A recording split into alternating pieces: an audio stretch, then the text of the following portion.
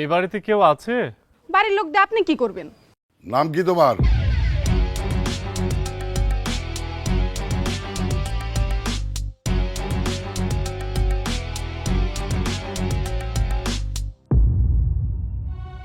জি, রিপন।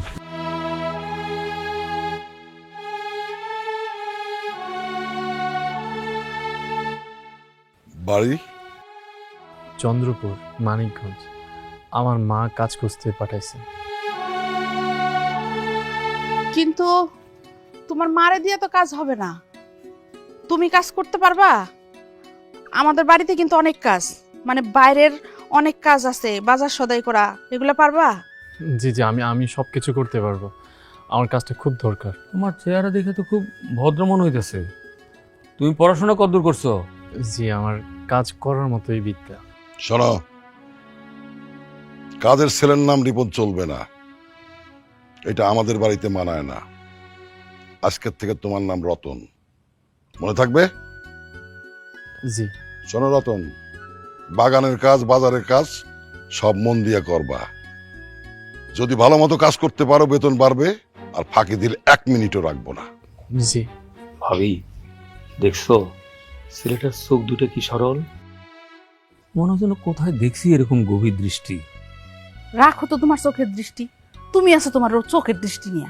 আরে গরিব ঘরের ছেলে, কাজের সন্ধানে আসছে, আর তোমাদের না একটা অভ্যাস খারাপ আছে, নিজের বোনের কথা মনে কইরা তারে তারে নিজের ভাইগনা মনে করো, এগুলো বাদ দাও। তুমি কি আমগো বাড়িতে নতুন আইছো?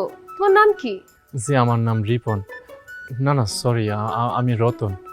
আমি আপনাদের বাড়িতে কাজ করতে আসছি। ও, তুমি আমগো বাড়িতে কাজ করবা? এই কোকিলা, যা তুই ঘরে যা।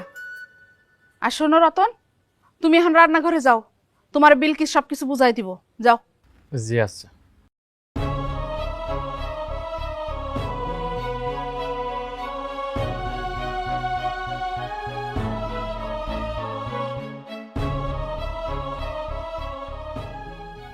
অদ্ভুত ছেলে তো, চোখ দুইটা খালি পরিচিত না, কেমন জানি আপন মনে হইতাছে। এ কি কোনো রক্তের টান? না, এমন মনের ভুল।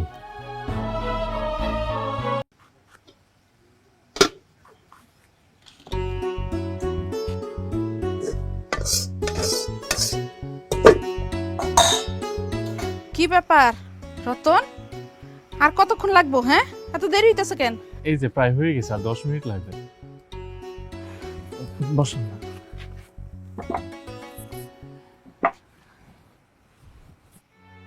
আচ্ছা, তুমি আমাদের বাড়িতে কাজের জন্য আসলা, কিন্তু তোমার বাড়িতে কে কে আছে সেটা তো ভালো করে কিছুই কইলা না। জি, আমার কেউ নেই, আমার বাবা মা কেউ নেই। কেউ নাই মানে? তুমি মিথ্যা কথা কইতেছো না তো আবার? তারা কি ছোটবেলায় মারা গেছে? জি না, বাবা ছোটবেলায় মারা গেছে, কিন্তু মা। মা? মা কি বাইসা আছে, নাকি সেও মারা গেছে, নাকি আবার অন্য কোথাও চলে গেছে? আমার মা আমাকে আমার চাচির কাছে রেখে চলে গেছেন। আমি তার কাছেই মানুষ হয়েছি। উনি দূর সম্পর্কে আমাদের আত্মীয় হন। ওনার শরীরটাও ভালো না, আর ওখানে আমি কাজ পাচ্ছিলাম না, সেজন্য এখানে চলে আসছি। আমার আর কেউ নেই, আমি আমি একদমই একা। তা সেই চাচিরা কোথায় থাকে? আমাদের পাশের গ্রামে ফুলপুর, ওই গ্রামের সবাই গরিব, সেজন্য আমি এইখানে আসতে বাধ্য হয়েছি। আহারে, লোকটার কি কষ্ট, বাবা মা কেউই নেই। এই, তোর এত সহানুভূতি ধান লাগবে না, তুই তোর কাজ কর। আর এই যে তুমি যে বললা তোমার কোনো আত্মীয় স্বজন কেউ নাই, তাহলে এতদিন তুমি কার সাথে থাকতেছিলা, কি করতেছিলা তুমি? আমি আমি একটা মিষ্টির দোকানে কাজ করতাম, অনেক বছর ওখানেই ছিলাম। হঠাৎ ওই দোকানটা অফ হয়ে যায়, আর আমি এই যে যত কাজ, রান্না বাড়া, কাপড় কাচা, ঘর গোছানো, আমি সবকিছু ওখান থেকেই শিখেছি। ও, তুমি মিষ্টির দোকানে কাজ করতা, এর জন্যই তোমার হাত পা কাপড় চোপড় এত পরিষ্কার। আচ্ছা ঠিক আছে, কাজ করো, কিন্তু মিথ্যা কথা কিন্তু কইলে তোমার খবর আছে। আমার কেন জানি খালি সন্দেহ হইতাছে, তোমার এত ভালো চেহারা, ভালো কথাবার্তা, বড় কোনো চুরির ধান্দায় আসো নাই তো আবার? বিশ্বাস করেন, আমি শুধু কাজের জন্যই আসছি, আমার মধ্যে কোনো ধান্দা নেই। আমি চুরি করব না, আপনাদের জিনিসপত্রের দিকে ভুলো লুকও দেব না। আচ্ছা ঠিক আছে, দেখা যাইব নে। তোমার চোখ দুটা না একদম। আচ্ছা বাদ দাও, তোমাকে রান্না বান্না হয়ে গেলে আমার ডাক দিও।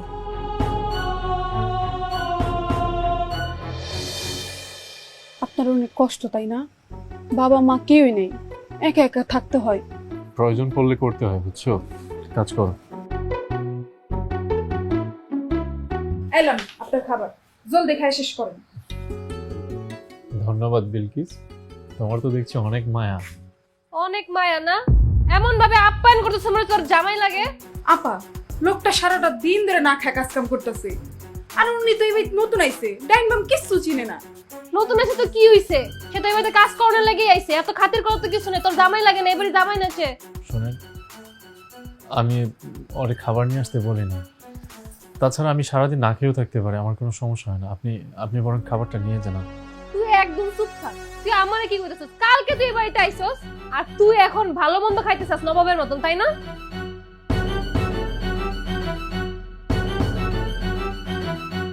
হ্যাঁ, আমি গরিব, আমি আপনাদের বাড়িতে কাজ করি,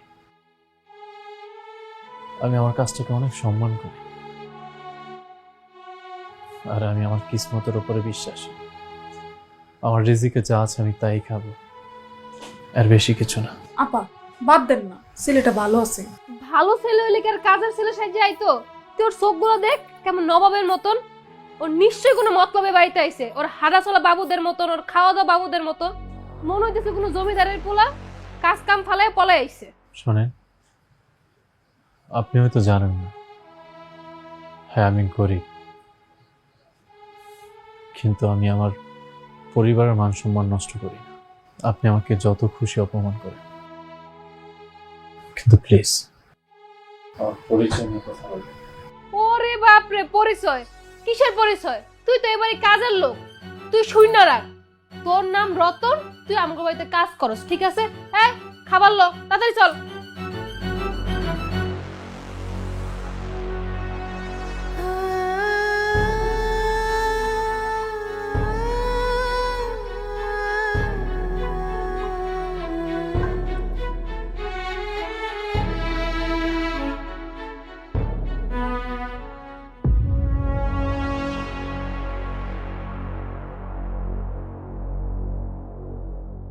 আপনারা না একটা কথা বলতে চাইতেছিলাম।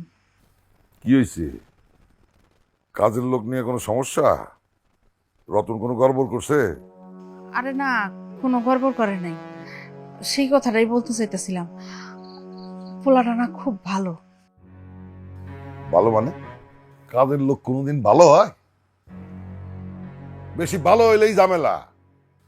আচ্ছা, তুমি কি দেখছো ওর মধ্যে? আপনি হয়তো খেয়াল করেন নাই, ছেলেরা কাজের হাত খুব পরিষ্কার, কি সুন্দর বাসন কাসন একটা ঝকঝকা করে ফেলায়, আর কথাবার্তায় না খুব সুন্দর বিনয়ী, কোনো উচ্চবাচ্য করে না। আমি যখন কালকে ওরে জেরা করলাম। জেরা করছিল মানে? তোমার বলছি না কাজের লোকদের কখনো খাতির করবে না, কাজের লোকদের মাথায় তোলাই বিপদ। তুমি ওর কোন গুণটা দেখে মুগ্ধ হইছো? ওর বাপ মা নাই, গ্রাম থেকে পালায় আইছে, তুমি এটা বোঝো না? এই কথাটাই তো আমি কইতাছি, বাপ নাই মা নাই, একা একটা ছেলে, সামান্য একটা মিষ্টির দোকানে কাজ করছে, কিন্তু ওর কথাবার্তায় চাল চলনে চোর বদমাইশের কোনো ছাপ নাই। ওর চোখ দুইটা দেখলে কেমন যেন পরিচিত লাগে। কি কইতেছো? পরিচিত মনে হয় মানে? পরিচিত মনে হয় আর কি আছে? ও একটা গরিব অনাথ ছেলে, আর তুমি ওর আত্মীয় বানানোর চেষ্টা করতেছো। আমি ওর আত্মীয়তা বানাইতে চাইতেছি না, কিন্তু ওর কথাবার্তা, ওর চাল চলন, আরেকটা বিষয় ওর রাগ। কোকিলা কালকে জানি ওরে কি কইছিল, পোলাটা ওর রাগ চাইপা রাখছে। এইটা ওর বংশ পরিচয়। ছেলেটা গরিব হইতে পারে কিন্তু খারাপ না। বংশ, শিক্ষা, ওর বাড়ি ঘর কোথায় আমি জানি। ফুটপাত, ওরা নারীরা সবকিছু আবেগ দিয়ে দেখো। ভালো ব্যবহার মানে কি জানো? ওর চাকরি বাঁচানোর কৌশল। ভালো সাইজে থাকবে, তারপর একদিন চান্স পেয়ে সব লুটে নেবে। বিশ্বাস হয়? আচ্ছা, তুমি কেন তোর সন্দেহ করতেছো? সবাই কি আর খারাপ হয়? ও হইলো রাস্তার ছেলে, রতন। ওর খালি কাজ দেবা, এর বেশি কিচ্ছু না। ঠিক আছে, তুমি তারে সন্দেহই করো। আমি শুধু তোমার একটা কথাই কইতে চাই, যেই ছেলে এত ভালো কাজ করে সেই ছেলে যদি বাড়ি থেকে চুরি করে পালায়, তাহলে এই দায় দায়িত্ব কিন্তু সব তোমারই নিতে হইব। পোলাডারা এত সন্দেহের চোখে না দেখা একটু স্নেহ করলেও তো পারেন। স্নেহ? ওরে স্নেহ দেখানোটাই ভুল। ও কাজের ছেলে, ওরে কাজের ছেলে হয়েই থাকতে দাও। কালকে থেকে ওর সাথে সমস্ত ব্যক্তিগত কথাবার্তা বন্ধ। ওরে খালি কাজের মধ্যে রাখবা। আর শোনো, ওরে চোখে চোখে রাখবা। আমার কিন্তু সন্দেহ যাইতেছে না।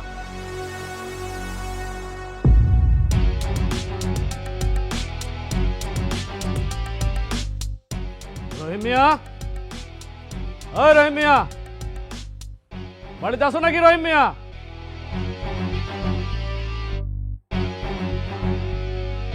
রমেশ ভাই, তা কি ভাবছিলা? তোমারে শেষ সুযোগ দেওয়ার জন্য আমি আবার তোমার বাড়িতে আসছি। ভালোই ভালোই এখনো সময় আছে, তোমার দলিলটা আমার হাতে দিয়ে দাও। এটা আপনি কি বলতেছেন রমেশ ভাই? আমার জমির দলিল আমি আপনারা কেন দেবো? ওইটা আমাকে পৈতৃক সম্পত্তি। আর আপনি আমাকে জমিতে বেড়া দিচ্ছেন কিসের জন্য? প্রত্যেক সম্পত্তি, প্রত্যেক সম্পত্তি দেখাইতে আইছো আমারে? আইন আদালত এগুলো আমারে শিখাইতে আইছো? আরে সেগুলো তো আমি অনেক আগে শিখে আইছি। আর তোমার প্রত্যেক সম্পত্তি যেগুলো আছে না, সেগুলো এখন আমার। আমি যা চামু তাই হইল। আর ওই যে বেড়াটা আছে না, ওই বেড়াটার আমি লাথি মেরে ভাঙা ফেলামু। তাড়াতাড়ি ওই বেড়াটা সরা হালাবি, না হইলে কিন্তু এই বাড়িঘর যা আছে না, সব ভাঙা চুর আমি খাট খাট করে ফেলামু। এসব আপনি কি কইতেছেন রমেশ ভাই? আপনি আমাকে মাথা গুজা ঠাইটা কাইরা নিবেন? এত বড় সর্বনাশ আমাদের কইরেন না। সর্বনাশ? আরে সর্বনাশ আর কি দেখছো? এখনো তো কিছুই করি নাই। ভালো ভালোই আছে, জমি দলিলটা আমার হাতে দিয়া দাও, তাইলে কিন্তু সব মিটমাট হইয়া যাইব। আর না হইলে এমন সর্বনাশের ব্যবস্থা আমি করবো যে তোমাকে 7 পুরুষের কমর সোজা করে দাঁড়াইতে পারবা না। আমি দলিল দেব না। আপনি আমার মায়েরা ভাবান, তবু আমি দলিল দেব না। ওইটা আমার রক্ত দিয়ে তৈরি করা ভিটা।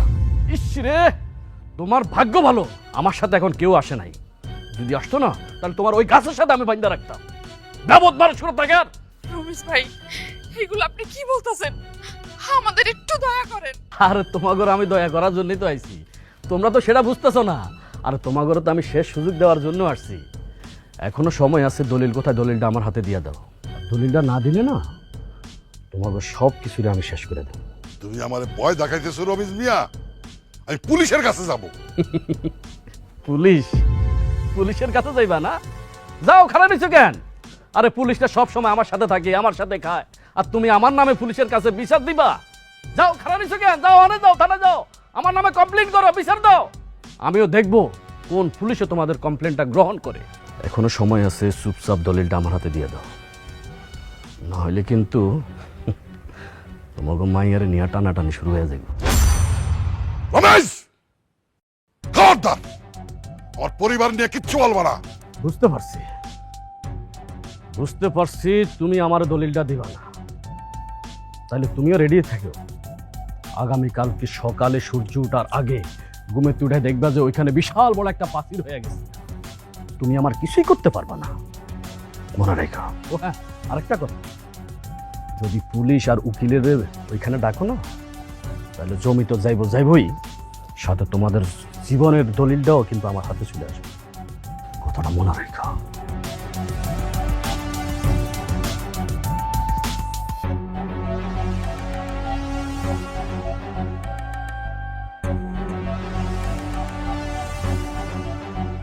এখন আমরা কি করবো? আমাকে তো সর্বনাশ হয়ে গেল। কি করব আমি এখন রহিমা? আমি এখন কি করব? আমার তো কোনো উপায় নাই। পানিটা খান।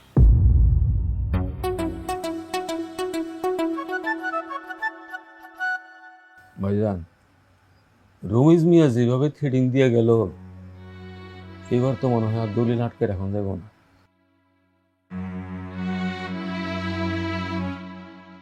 আমি একটু কথা বলতে চাচ্ছিলাম। কি ব্যাপার? তুমি এখানে কেন? যাও, তোর কাছে যাও। না মানে আজকে যে রমিজ মিয়া আপনাদেরকে একটা জমির ব্যাপারে শাসিয়ে গেলেন, ওই জমিটা কি অনেক বড় কোনো জমি? মানে ওইটার কি দলিল আছে আপনাদের কাছে? আর যদি থেকে থাকে তাহলে ওই দলিলটা কোথায়? কি কও তুমি? হ্যাঁ? তোমার সাহস তো মন্দ না। তুমি আমার কাছে আমার জমি তোমার হিসাব চাও? না আমি এমনি জানতে চাইলাম যদি কোনোভাবে আপনাদেরকে সাহায্য করা যায়।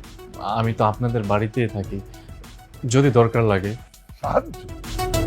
তুমি তোমার একটা কাজের লোকের কাছে আমি সাহায্য চাবো? তোমার কাজ হচ্ছে হলো বাজার করা আর ঘর মোছা। তোমারে আমি কোন ভরসায় আমার জমির কথা বলবো? তুমি কি উকিল নাকি আমার পরিবারের লোক? এই ভাইজান, ও তো শুধু একটু উদ্বেগ প্রকাশ করছে, আপনি এত কঠোরভাবে না বললেও পারতেন। আয় তুমি চুপ করো। এই তোমাকে আশকারা পায়ে মাথায় উঠছে। আমার ভুল হয়েছে, আমি আর কখনোই কথা বলবো না।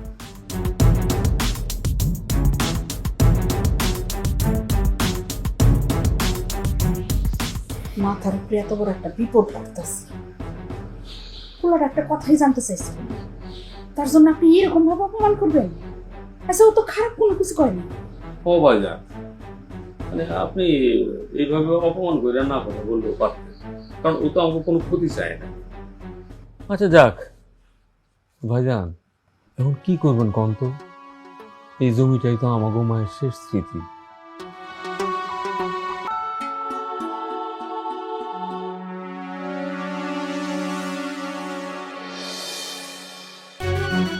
এই কি রে, তাড়াতাড়ি ওর থেকে ঘুমাই গেছো?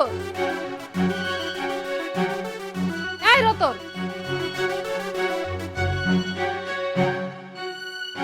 আপনি এত রাতে? আমার তো সব কাজ শেষ। সব কাজ শেষ না? ওই নর্দমার গন্ধে ঘুমাইতে পারতেছ না, এগুলো পরিষ্কার কর যা। কি এখন আমি নর্দমা পরিষ্কার করতে যাব? আমার শরীরটা না ভালো লাগছে না, আমি এখন পারবো না। আমি কাল সকালে কাজটা করে দিই। এত বড় সাহস, তুই কাজ করতে পারবি না? হয় তুই কি ভুলে গেছিস তুই এবারে কে? আমার পরিচয়, আমি মানুষ। আমি সারাদিন অনেক খেটেছি, আমার শরীরটা একদমই চলছে না। আর এই কাজটা তো বিলকিসও করতে পারতো। বিলকিস? বিলকিস এই নোংরা কাজে তোরা সাহায্য করতে পারবো না। আর ওর লোকে তোর এত খাতির কিসের? হ্যাঁ, তুই কি ভুলে গেছো? তুই এবার যে ভিক্ষা চাইতে আইছিলি, তোর দয়া করে কাজে রাখা হয়েছে? আমি ভিক্ষা চাইনি, কাজ চেয়েছি। আর আমি কাজের বিনিময়ে খেটে খাচ্ছি। খেটে খাচ্ছিস? তুই তো এবারে কাজের লোক, কাজের লোক আবার শরীর খারাপের কি আছে? এই তুই শোন, তোর কিন্তু এই দুনিয়াতে এমন কেউ নাই যে তোর লেগে দরদ দেখাইবো। তুই সকাল হওয়ার আগে নর্দমা পরিষ্কার করবি, নাহলে কিন্তু আব্বুইরে তোর চামড়া উঠায় ফেলবো। হ্যাঁ আমি পথের লোক। আর আপনারা আমাকে বারবার মনে করিয়ে দেন, কিন্তু আমি আপনাদের চাইতে অনেক বেশি সম্মান আর শিক্ষা নিয়ে আসছি এখানে। সম্মান? কিসের সম্মান? তোর এই সম্মান নর্দমার পাকে। শোন, এখন যাই কাজ কর যা। বাহ, কত রাগ! এই রাগ দেখে কোনো লাভ নাই। তুই এবারের কাজের ছেলে হয়েই থাকবি, কথাটা মনে রাখিস।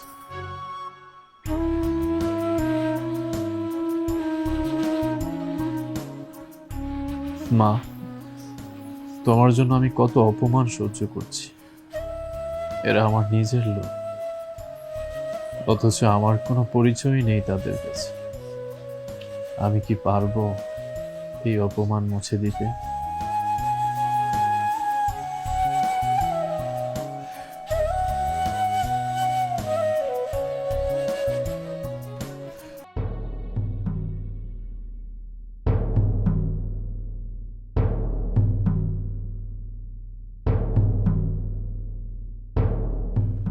আর রাতের সময় নাই, এই দলিলটা দিলে সব মিটে যাইব। এই যাত্রায় অন্তত প্রাণটা বাঁচবো। আচ্ছা, এটা হচ্ছে আমার ভিটা বাড়ির সম্পত্তি। হ্যাঁ, আপনার আব্বা এত কষ্ট করে এটা রেখে গেছে, এটা এখন আপনি। চুপ করো, এছাড়া কোনো পথ নাই। আমি একটা কথা কইতে চাই। কি বলবি বল। দলিলটা একটু আমার দিবেন, আমি একটু দেখবো। তোর সাহস কত বড়! কিসের এত কৌতূহল তোর? তুই কি এই সম্পত্তির ভাগিদার? ভাইজান, একটা মানুষ একটা জিনিস দেখতে চাইছে, আর দেখতে দাও না। দেখতে দিলে অসুবিধা কি? সে তো আর এই দোলে নিয়ে পলায় যাব না। এই, তোর মতন ফকির দলিল দেখে কি করবি? তোর দলিল তো এটো কাটা আর ওই নর্দমার ময়লা।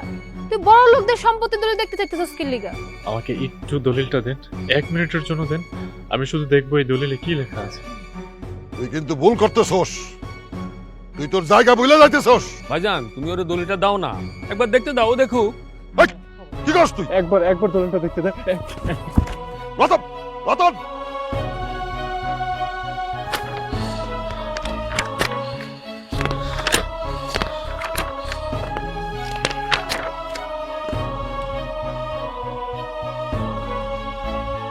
এই দলিল তো কুলসুম বেগমের।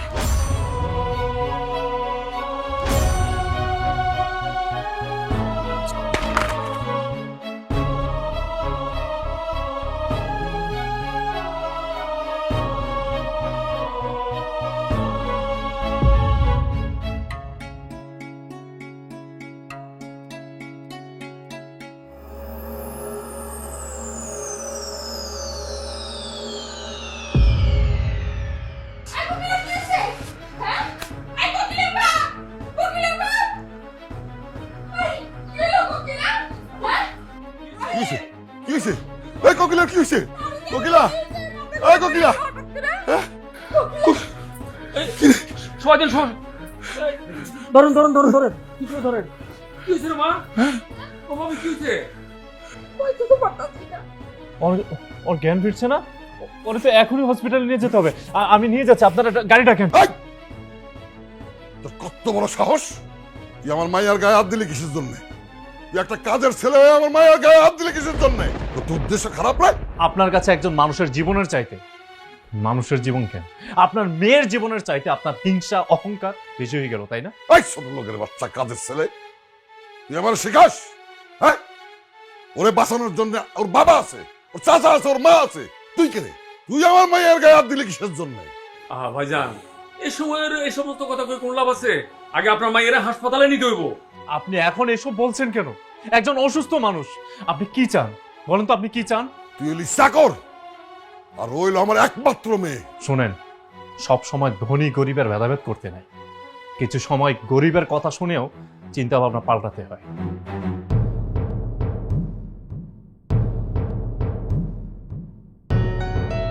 কুকিলের রক্ত তো আমাকে কারোর সাথে মিলতেছে না। তাহলে কি হবে? আমার মেয়ে তাহলে বাঁচবে না? করি, যত টাকা লাগে তুই রক্ত জোগাড় কর, দরকার হলে অন্য কোনো খান থেকে রক্ত জোগাড় কর। না ভাইজান, সেটাও তো এখন সম্ভব না। মানে ওর যে অবস্থা, ওর এখনই রক্ত জরুরি, তাই না ডাক্তার সাহেব? হ্যাঁ, এখনই জরুরি। রিপন, মানে রতন, তুমি কি ব্লাড টেস্ট করতে গেছিলাম না? দেখেন তো ডাক্তার সাহেব এটা ঠিক আছে কিনা। চিন্তার কোনো কারণ নাই, এই পেশেন্টের রক্তের সঙ্গে এই ছেলের রক্তের মিল আছে। হ্যাঁ আমার রক্ত ওর শরীরের জন্য দরকার। হ, ডাক্তার সাহেব এটা নিশ্চিত করছে তোমার রক্তই কুকিলের জন্য সবচেয়ে নিরাপদ। তোমার রক্ত আর কুকিলের রক্ত এক। না, এটা কোনোদিন সম্ভব না। এইসব তুমি কি কইতাছো? আমাগো মেয়ের এখন রক্তের দরকার, আমাগো কারোর সাথে ওর রক্ত মিলতেছে না। আমাগো মেয়েটা তো বাঁচতে চায়। আপনার সমস্যাটা কি যদি ও রক্ত দেয়? তুমি চুপ কর। একটা ছোট লোক, একটা কাজের লোকের রক্ত আমার মেয়ের শরীরে ঢুকবে? অসম্ভব, কোনোদিন সম্ভব না। আচ্ছা ভাইজান, তুমি কি চাও কত? হ্যাঁ, কুকিলা তোমার মাইয়া, সে মরতে পড়ছে, আর তুমি এখন তোমার অহংকার নিয়ে আসো। হ্যাঁ, তোমার ওই মিথ্যা অহংকারের চাইতে কি তোমার মাইয়ার জীবনের দাম কম? দয়া কইরা তুমি ওর রক্তটা নিতে দাও, তোমার মায়াডারে বাঁচতে দাও। আর কত পাপ করবা তুমি? আমার রক্ত কেন নেই? আমার রক্তেই তো লেখা আমি কাজের ছেলে। তবে একটা কথা মনে রেখে, দুনিয়ায় উঁচু নিচু, ধনী গরিব, টাকাওয়ালা পয়সাওয়ালা, সবার রক্তের রং কিন্তু এক। আপনি যদি রক্ত নিয়ে এই ভেদাভেদ সৃষ্টি করেন, তাহলে আপনার মেয়ের বাঁচা মরার প্রশ্ন হয়ে যায়। আমি কিচ্ছু বুঝি না। আমি বেঁচে থাকতে তোর মতো একটা ছোট লোক, একটা কাজের ছেলের রক্ত আমার মেয়ের শরীরে ঢুকবে না, এটাই আমার শেষ কথা। ভাবি, ভাইজানের কথা কান দিয়ে কোনো লাভ নাই। ডাক্তার সাহেব, আপনি রোগীরে বাঁচান, আচ্ছা, আমি এখন ব্যবস্থা করেন। আসেন আসেন।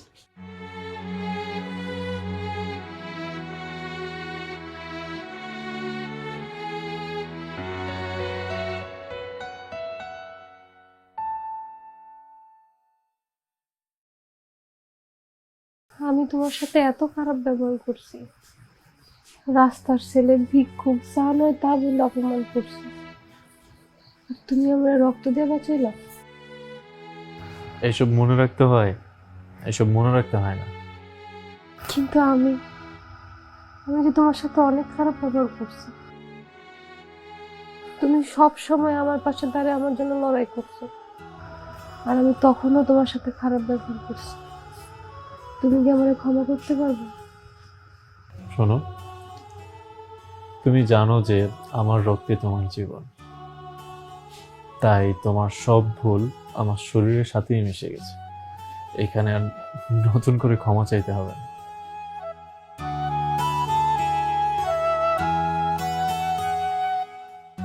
আমি তোমার মতন ভালো আর সৎ মানুষ কখনো দেখিনি।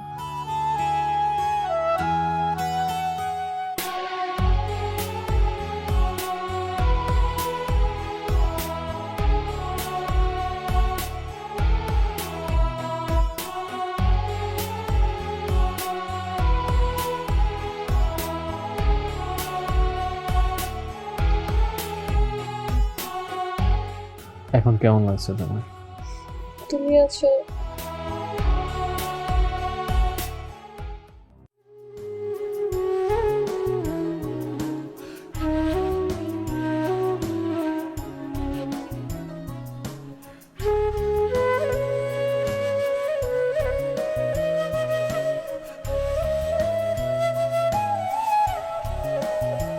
রতন, কি রে রতন, তুই এখানে ঘুমাইতেছিস কেন? না না, এমনি কিছু লাগবো, আপনার কোনো কাজ করে দিতে হইব? আমার কোনো কাজ লাগবে না। শোন, তোর এই মুখ দেখা, আরে তোর এই চোখ দেখা, আর এই যে তুই এখন কপালে হাত দিয়ে যেমন করে শুয়েছিলি, ঠিক আমার বোনের মতন। তোর কথা বলার ধরন ঠিক আমার বোন কুলসুমের মতন। তোর চলন চাহনি সব কিছু আমার বোনের মতন। তুই আমার বোনের ছেলে ছাড়া অন্য কেউ হইতে পারস না, আমি বুঝে গেছি। বাবা, বাবা, আমি তোমার ভাই, তোমার বোনের ছেলে, কিন্তু বাবা প্লিজ এই কথাটা তুমি কাউকে বলবে না। তাহলে তাহলে তুই কেন এই বাড়িতে কাজের ছেলে হয়ে আইসস? কেন এত অপমান সহ্য করতেছস? এই আমার বোন কি এত কিছু জানে তুই যে এখানে আসস? না মা, মা কিছুই জানে না। আমি কাজের খোঁজেই আসছিলাম, তখন দেখলাম এটা তোমাদের বাড়ি, মানে আমার নানুর বাড়ি, তাই তখনই রয়ে গেলাম। আমার মায়ের কাছে তোমাদের ব্যাপারে অনেক কিছু শুনেছি, তোমাদের মধ্যে মান অভিমান চলছে। আমি শুধু চেয়েছিলাম কাজ করে কিছু টাকা জমিয়ে তোমাদের পাশে মায়ের একটু মাথা গুছার ঠাই করে দেব। আমি চাইনি আমার মায়ের মান সম্মান ভেঙে যাক। সেই জন্য তুই এত কষ্ট সহ্য করতেছস? রহিম ভাই তোরে বাড়ি থেকে বাইর করে দিতে চাইলো, ওই যে কোকিলা তোরে রাস্তার পোলা কইলো। হ্যাঁ, তুই এত অপমান সহ্য করে এই বাড়িতে কাজের ছেলে হয়ে থাকতেছস? আরে আমার বোনের ছেলে আমাকে বাড়িতে কাজের ছেলে হয়ে থাকবো? এটা তো আমাকে সবার পাপ। এটাই আমার লড়াই। আমি চেয়েছিলাম তোমাদের এই মাটি ছুঁতে আর আমার মায়ের ঘর ফিরিয়ে দিতে। এখন যদি সবকিছু বলে দাও তাহলে আরো রাগ করবে আমার উপরে, মনে করবে যে আমি চুরির জন্য এই বাড়িতে তোমাদের সহানুভূতি আদায়ের জন্য আসছি। ওরে আমার ভাগনা রে, তুই কখনো তো বড় হয়ে গেছ, তুই এত কিছু ভাবস। শোন, তুই আর এক মুহূর্ত এই বেশে থাকবি না, ঠিক আছে? আমি এক্ষুনি বড় বাজারের কাছে যাইতেছি, তারা সব আমি কয়ে দেবো। মামা প্লিজ, তুমি কাউকে কিছু বলো না। যদি তুমি বলে দাও তাহলে আমি এখন এই মুহূর্তে এখান থেকে চলে যাব। এখন আমি তোমাকে কথা দিতেছি, আমি এখানে কেন আসছি আমি সবকিছু বলবো। এখন যদি বলি তাহলে রমিজ মিয়া যে তোমাদের কাছ থেকে দলিলটা নিয়ে যেতেছে, তখন তোমরা আরো বিপর্যয়ে পড়ে যাবে। আমি চাই মামা তোমরা এখন চুপ থাকো, আমাকে একটু সহযোগিতা করো। ওরে আমি কেমনে চুপ থাকি রে? আমার বোনের ছেলে এ বাড়িতে কাজের ছেলে হয়ে থাকবো, আর এটা আমি চাইছে দেখো। তুমি দেখবে না, তুমি সহযোগিতা করবে, তবে গোপনে। রমিজ মিয়ার হাতে আমাদের যে সম্পত্তিটা যাচ্ছে, আমি জানি ওইটা আমার নানা নানুর শেষ স্মৃতি। মামা, আমি ওইটা রক্ষা করতে চাই। তুমি এই কথাটা কাউকে বলো না যে আমি তোমার ভাগ্নে। ঠিক আছে ভাগনা, তুই যা চাস তাই হোক। তবে একটা কথা মনে রাখিস, আমি তোর সাথে আছি, থাকো। আমার বোন, শুন ভাগনা, ভাই বোনের আদর মমতা স্নেহ তুই কি বুঝস জানি না, কিন্তু আমার বোন, আমরা পিঠে পিঠে ভাই বোন ছিলাম তো, কত আপন ছিল, কত স্মৃতি আমাগো, ওই খেলাধুলা, খুনসুটি, মারামারি। তারপর আমার বোন একটা বেলা আমার ছাড়া খায় নাই। আমার ভাইজান কোনোদিন আমার জন্য অপেক্ষা করে নাই খাওয়ার জন্য, কিন্তু আমার বোন আমি না আসা পর্যন্ত অপেক্ষা করছে। সে আমার আদরের বোনের বলা তুই, তুই কেন এত অপমান সহ্য করবি আর আমাকে বাড়িতে তুই একটা কাজের ছেলে হয়ে থাকবি? এটা আমার জন্য কত কষ্ট, আমি তোর কেমনে বুঝে ভাই না। শোন, তোর একটা কথা কই, তুই কিন্তু আর কোনো অপমান সহ্য করবি না। আর একটা কথা কই, তুই তো আমার এখন কিছু কইতে দিবি না। আমি যদি তোর কোনো কামে লাগি, তোর কোনো কামে যদি কষ্ট হয়, তুই আমারে কইস, আমি তোর যথাসাধ্য আমি চেষ্টা করব ভাই না। থ্যাংক ইউ মামা, ধন্যবাদ তোমাকে। মামা, তুমি শুধু আমার আর একটু সময় দাও, দেখবে যে তোমার মুখ আর আমার মায়ের মুখ আমি উজ্জ্বল করবই। দোয়া করি ভাই না, দোয়া করি।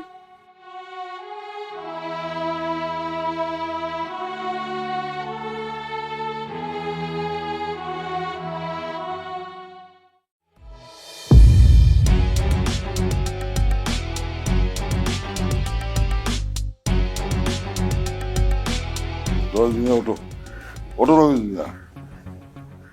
কি হয়েছে? রহিম ভাই, তোমার দলিলটা রাখো ভাই। আমি তোমার সাথে যা করছি, ভুল করছি, অন্যায় করছি, তোমার সাথে অনেক খারাপ ব্যবহার করছি ভাই। তুমি দলিলটা রাখো, রাখো ভাই তোমার দলিল। তুমি কি কইতেছো রজনীনা? কালকে তো আমার থ্রেট দিয়ে গেলা আমার সর্বনাশ করবা, আজকে দলিল ফেরত দিতেছো মানে? না ভাই, তোমার সর্বনাশ হইতো না তো, সর্বনাশ তো আমার হয়ে যেত ভাই। আর একটু হলে আমার সর্বনাশ, অনেক বড় সর্বনাশ হয়ে যেত। কিছুই তো বুঝতেছি না, এক রাতের মধ্যে কি এমন হয়ে গেল? হ্যাঁ ভাবি সাহেব, হয়েছে কি, আমার কোনো প্রশ্ন করেন না, আমি কোনো উত্তর দিতে পারব না। এক লোকে আমারে ফোন দিয়ে এমন কঠিনভাবে ধমক দিছে, কইল যে আমার নাকি ব্যবসা বাণিজ্য যা আছে সব বন্ধ করে দিয়ে দিব। ওই জমির দিকে যদি আমি চোখ দিয়া তাকাই, আমার চোখ তুলে ফেলাইব। দলিলগুলো রাখেন, রাখেন, আমার মাফ করে দেন। আরে কি কও, আমি তো কিছুই বুঝতেছি না। আমার তো ক্ষমতাশীল কোনো লোক নাই, কে তোমারে ফোন দিল? আছে আছে, যে আমারে ফোন দিয়া থ্রেট দিছে, হুমকি দিছে, সে ছোটখাটো মানুষ না, সে অনেক উপরের লেভেলের মানুষ। সে আমার ধমক দিয়া কইছে, ওই জমির দিকে যে চোখ তুলে তাকাইব তার চোখ নাকি তুলে হালাইব, আর আমার নাকি 1 মিনিটের ভিতরে আমার ব্যবসা বাণিজ্য যা আছে সব কিছু বন্ধ করে দিয়ে দিব। আর আরেকটা কথা কইছে, কইছে যে ওই কুলসুম বেগমের জমির দিকে যে তাকাইব তারা নাকি বাঁচতে দিব না। আরে বাবা রে, উপরে কোনো লোক নাই তো আমার, কে হুমকি দিব তোমারে? আছে আছে ভাই, আমার মাফ করে দেন। আমি আর কখনো আপনার জমির কাছে আমি আর কখনো আসুন না। আমার যদি আপনার কখনো কোনো সময় দরকার হয় আমার কইবেন, আমি আপনার সাথে আছি। কেউ আপনার জমির দিকে আর ভুলও তাকাইতে পারবো না, আমি আছি ভাই। আমার মাফ করে দেন ভাবি, আমার মাফ করে দিন। আমি এখন যাই, হ্যাঁ, আমার মাফ করে দিন। আসি, আসসালামু আলাইকুম। রঞ্জিয়া, ওই রঞ্জিয়া।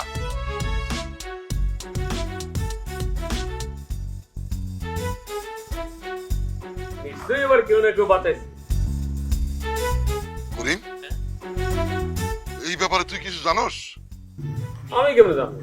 আমার কি জানার কোনো ক্ষমতা আছে?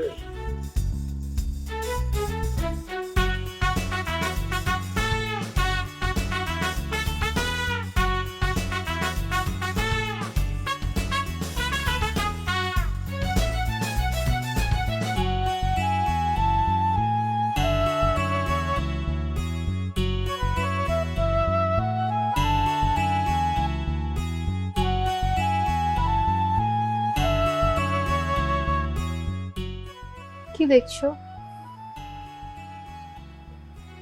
তোমাকে। আমি তো তোমার সাথেই আছি, বাইরে কি দেখো?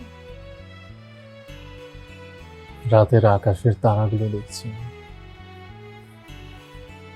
জানো, তুমি যখন অসুস্থ ছিলে তখন আমার কাছে মনে হয়েছিল পৃথিবীর সমস্ত আলোচনা কেমন নেভে গেছে, অন্ধকার হয়ে গেছে চারদিক। তখন শুধু আমি প্রার্থনা করছি যেন সব অন্ধকার কাটিয়ে আজকের এই রাতের উজ্জ্বল তারার মতো ফুটে ওঠে আবার সবকিছু। তুমি সুস্থ হয়ে ফিরে আসো। এখন দেখো সবকিছু কেমন তারার মতো ঝলমল করছে। আমি ফিরে এসেছি, আমি এখন সুস্থ। তোমার প্রার্থনার জোর যে এত তীব্র আমার জানা ছিল না। তোমার প্রার্থনার জন্যই আমি এত সহজে সুস্থ হতে পেরেছি। সহজ? মোটেও সহজ ছিল না। আমার কাছে প্রত্যেকটা দিন মনে হয়েছিল এক একটা দিন এক একটা পরীক্ষা।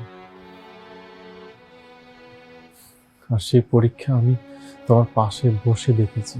আমি দেখেছি তুমি কিভাবে যুদ্ধ করছো, তোমার এইটুকু শরীর কিভাবে যুদ্ধ করছে। তুমি পেরেছো, তুমি সত্যিই পেরেছো। তুমি আমার সাহসী রাজকন্যা। ভয় লেগেছিল, খুব ভয়। মনে হচ্ছিল সব শেষ, কিন্তু তোমার হাতটা যখন ধরতাম সব কষ্ট ভুলে যেতাম। আমার মনে হতো তুমি আছো, তাই আমার হার মানা চলবে না। আমি সব সময় থাকবো, হয়তো জানালার এই পাশে, আর নয়তো কোনো রাস্তার মোড়ে। এখন আমি শুধু একটা জিনিসই চাই। কি? আর কোনো অসুস্থতা নেই, আর কোনো ভয় নয়, শুধু সুস্থতা, সুন্দর আলো, আর এক জানালা ভর্তি তারার নিচে তোমার সাথে হেঁটে বেড়ানো। তোমার হাতের উষ্ণতা যেন কোনোদিনও না হারায়। হারাবে না। আমি সুস্থ, আমি তোমার, আর আমার এই হাত শুধু সামনের সুন্দর দিনগুলোর জন্য তৈরি। তাহলে চলো আকাশের দিকে তাকাই। ওই দেখো, আকাশের মধ্যে সবচাইতে উজ্জ্বল যে তারাটা, ওটাই আমাদের ভালোবাসা। ওটা চিরকাল জ্বলবে। হ্যাঁ, জ্বলবে। তোমার আর আমার ভালোবাসার রাতটা দেখো আজ কত সুন্দর। সুন্দর এই রাত মাঝে মধ্যে অসুন্দর হয়ে যায়, যখন এই চাঁদের ওপর দিয়ে মেঘ প্রবাহিত হয়। মানে? তোমার বাবা বাবা একটু রাগী, কিন্তু আবার মনটা অনেক ভালো। ভালোবাসার মাঝে কোনো রাগ থাকতে নেই। সময়ের সাথে সাথে অনেক কিছু পরিবর্তন হয়, বাবাও হয়তো পরিবর্তন হয়ে যাবে। সেটা হয়তো সময় বলে দেবে। সময়ের অপেক্ষায় থাকলাম।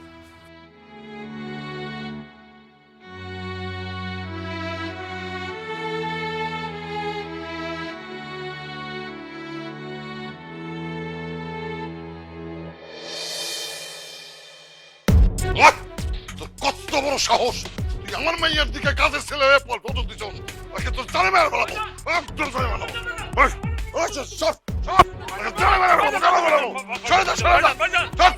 তোর একদম মেরে ফেলাবো। তুমি করে মারে হলো মানে কি? হ্যাঁ, ওটা পরমারি পোলা। ওই সব একটা কথা কবি না, একটা কাজের ছেলে হয়ে আমার মাইয়ার দিকে নজর দিছে। এই তোগো আজকারা পায়া পায়া ও আজকে বাধায় উঠছে, ওরা আজকে জানে মেরে ফেলাবো। বাবা, তুমি ওরে মারো না, আমি ওরে ভালোবাসি আব্বা। কি? তুই ওরে ভালোবাসস?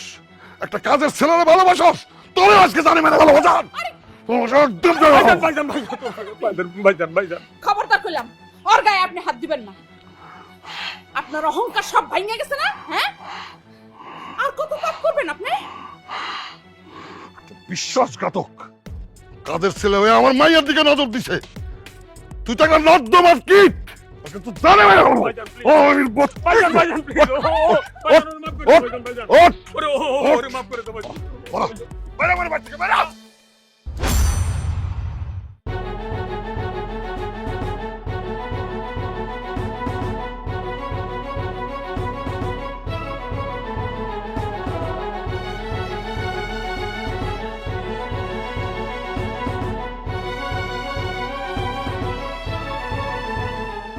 কুলসুম তুই?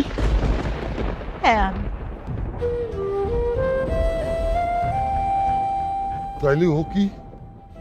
তোমার মনে পড়ে 25 বছর আগে আমি আমার সন্তান গর্ভে নিয়ে তোমার বাড়িতে আইছিলাম, আমি আমার বাপের ভিটা আইছিলাম। শোনো, একটা ভালো ব্যবসা হাতে নিছি, হ্যাভি লাভ হবে। কুসুম, দাঁড়াও, বসো বসো। আমি জানতাম তুই আমার বিটাই ফিরে আসবি। ভাইজান, তুমি তো সব কিছুই জানো। আমারে আমার শ্বশুর বাড়ির থেকে তালাক দিয়ে বাইর করে দিছে। এখন এখন আমার এই বাপ মার ভিটা আর তুমি ছাড়া আমার যে আর কোনো জায়গায় যাওয়ার আশ্রয় নাই। কেন তখন মনে আসিল না? একটা ছেলেদের চিনি না জানি না, তার হাত ধরে বাড়ায় চলে গেলি, তার বিয়ে করলি, তারপর আইসা আমার কাছে বাপ মার সম্পত্তি লেখা নিলি, তখন মনে আসিল না?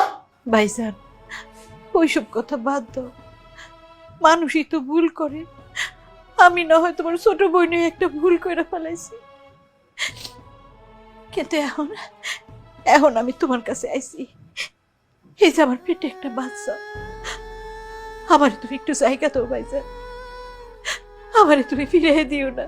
কেন তোমার শ্বশুর বাড়িতে শ্বশুর শাশুড়ি নাই, আত্মীয় স্বজন নাই, আশ্রয় নাই? দাও, সেখানে যে থাকো, সেখানে আশ্রয় নাও, আমার এখানে কোনো সুযোগ নাই। ভাবি, ভাইজান, ভাইজান তুমি আমার কথা বাদ দাও, কিন্তু আমার বাচ্চাটা যে দুনিয়াতে আইতাছে, এইটার কথা তুমি একবার চিন্তা করো। তুমি আমার একটা আশ্রয় দাও, তুমি আমার এই বাপের বিটা থেকে বাইর করে দিও না ভাইজান। তুমি স্যার আমার আর কেউ নাই ভাইজান, আমারে তুমি ফিরিয়ে দিও না। কি রে, তখন চিন্তা হয় নাই তো এই ভাই কাছে আবার ফিরে আসা লাগবে? আইসোস তো আইসোস, পেট আবার আরেকটা সাথে করে নিয়ে আইসো। আমি আর তোর চেহারা দেখতে চাই না। বাইরা বাইরা আমার যাওয়ার জায়গা নাই ভাইজান, তুমি আমার বাইর করে বাইরা ভাইজান, বাইরা ভাইজান আমার বাইরা বাইর করে দিও না ভাইজান। যা বানো, যা বসো। আলগা পেশা, হ্যাঁ? ই আর কি?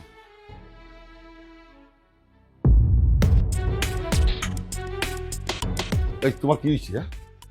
এত দরদ কোথা থেকে উতলায় পড়ে? কাজটা তুমি মোটেও ভালো করো না। আমি কি করছি না কিছু আমি ভালো বুঝি, একটা কথা বলবো না। কোনো সম্পত্তির লেগে আসি নাই ভাইজান, শুধু একটুখানি আশ্রয়ের লেগে আইছিলাম। মনে পড়ে ভাইজান, সেই দিন তুমি আমারে আশ্রয় দাও নাই, তুমি আমারে আমার বাপের ভিটা থেকে দূর দূর করে তাড়ায় দিছিলা। আমার কি অপরাধ ছিল? আমি তালাক প্রাপ্ত, তাই না? আর সেই তালাক প্রাপ্ত মায়ের গর্ভের সন্তান এই রিপন আমার সন্তান ভাইজান। তোমার বাড়িতে কোনো সম্পত্তি লেগে আসে নাই, ও শুধু আইসে ওর মামা মামিরে দেখার জন্য, একটু আদর, একটু ভালোবাসা, একটু মায়া পাওয়ার জন্য। পাইছে ভাইজান, আমার ছেলে পাইছে, তার মামা গো ভালোবাসা পাইছে, তার মামির আদর পাইছে, স্নেহ পাইছে। আমার ছেলে কোনো সম্পত্তি নিতে আসে নাই। আমি সেই দিন ওই বাড়িতে কোনো সম্পত্তি লেগে আসি নাই, আজকাও কোনো সম্পত্তির জন্য আসি নাই। কোনো সম্পত্তি লাগবো না, কোনো সম্পত্তি কুলসুম, না। বুঝলাম তোর সম্পত্তি লাগবো না, কিন্তু তুই তো তোর সম্পত্তি থুয়ে যাইতেছস। সম্পদ? হ্যাঁ,